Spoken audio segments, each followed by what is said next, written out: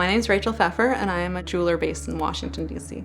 I started teaching myself how to make jewelry in my living room, and then asked my dad, who's a jeweler, for some help and advice and techniques. I started my business right after college when I was working in the Boston Museum of Science. My first design was inspired by the honeycomb that was on the roof. That's when the basic honeycomb design was born, and originally I started making it as a necklace.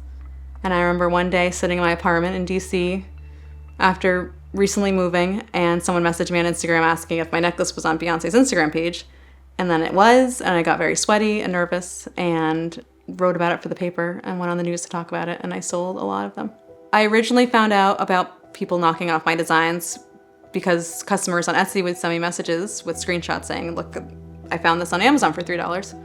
And at first I would get really nervous and nauseous, frankly, and try to contact the sellers to get them to take the pieces down because they were using not only my designs but my photographs. And eventually there were too many, and it just wasn't worth me trying to get them to stop because they wouldn't. And around that time I filed 2 copyright registrations for those 2 honeycomb designs that were my best sellers.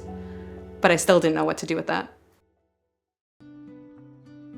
And so when Justice for Artists reached out to me and said they could help me, at first I was skeptical because it's been happening for so long.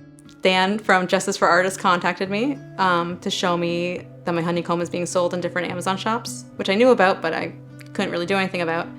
He compiled a list of all the shops that were copying me. He gave me references of other artists to contact who had good experiences with him.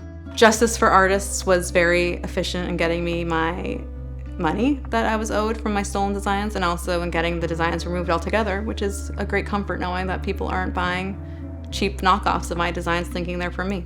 And it's hard to feel helpless when you see so many designs of yours all over the internet that aren't connected to you in any way. At first it might sound too good to be true, but if you trust him to help you, he will come through.